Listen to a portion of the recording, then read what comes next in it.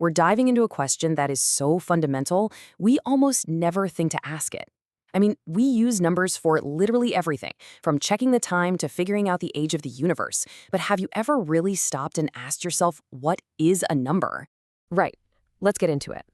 This quote really hits the nail on the head. We learn to count practically before we can form full sentences. 1, 2, 3. It feels as real and as natural as the air we breathe. But what is that thing? What is the stuff that actually makes counting work? So that's the big question, isn't it? Is a number a real thing, kind of like a rock or a planet, something that we just discover lying around in the universe?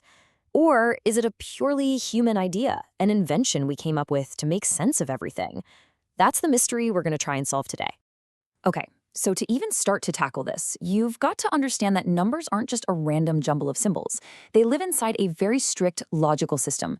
They're like pieces in a cosmic game, and to understand the pieces, you first have to learn the rules of the game. And in math, those rules are called axioms. The best way to think about axioms is that they're the absolute ground floor, the starting points. You don't prove an axiom is true. You just agree that it is true. And from that shared agreement, you can build entire universes of logic. And what's so wild is just how simple the recipe for our numbers is. A mathematician named Piano boiled it down.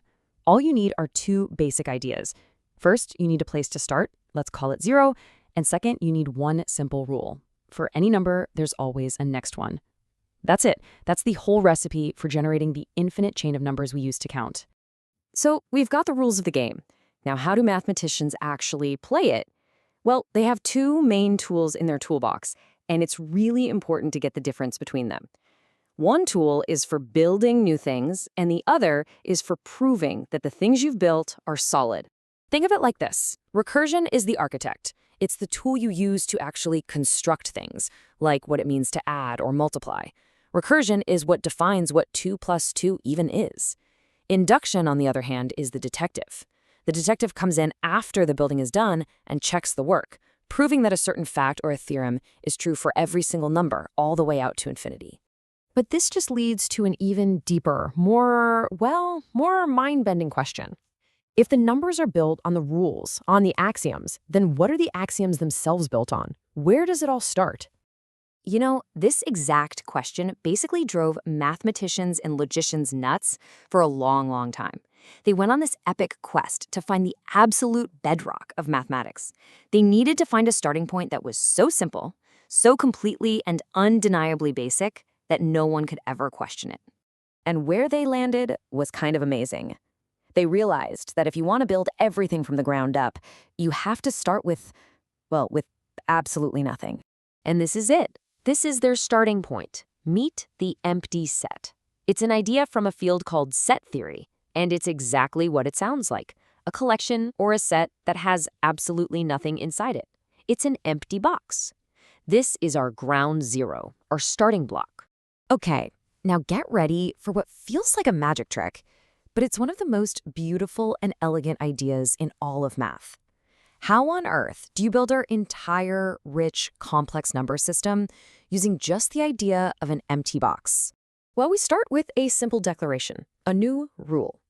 We're going to say that the number 0, the very idea of nothing, is going to be represented by our empty set. So 0 is the empty box. Simple enough, right? Okay, so what's 1? 1 is the idea of a single thing. So let's define the number 1 as a set that contains just one thing. And what's the only thing we have so far? The empty set. So the number 1 is a box containing an empty box. It's the set that contains 0. See the pattern? If we follow this logic, what's the number 2? Well, 2 should be a set that contains the two things we've already defined, 0 and 1. So the number 2 is the set containing the empty set, which is our 0, and the set containing the empty set, which is our 1. This absolutely brilliant process is called the von Neumann construction, and the pattern is just beautiful. Each new number is simply the set of all the numbers that came before it. So 3 is the set containing 0, 1, and 2. 4 contains 0, 1, 2, and 3, and on it goes, forever. All of it built from the humble, simple idea of nothing at all. Now, I know what you might be thinking. This is a neat little logic puzzle, a cool cardie trick for mathematicians, but does it really matter? Oh yeah, it matters a lot. This idea is profoundly powerful and completely changed how we think about math. See, by building numbers up from literally nothing, we show that numbers don't have to exist out there somewhere in the universe for us to find. We can construct them from scratch using pure logic. This gives all of arithmetic an unshakable foundation. And this method doesn't just stop with the numbers 1, 2, 3. It can be expanded to create fractions, negative numbers, all sorts of more complex mathematical ideas, all starting from that same empty set. So we've got on quite a journey, from a really simple question to a pretty profound answer. So what's the big idea to take away from all this? What have we really learned? The biggest thing to remember is this. The numbers we use every single day are not just random placeholders. They're these intricate, elegant structures. They have their own internal architecture, built layer by logical layer, all starting from the simplest idea imaginable, the idea of nothing. And that leaves us with this one last kind of mind-blowing thought to chew on. If something as basic and real as the number 3 is actually just a very clever logical construction, what else that we think of as an obvious truth might also be built on hidden foundations we just haven't seen yet? What other parts of our reality are just waiting to be unpacked?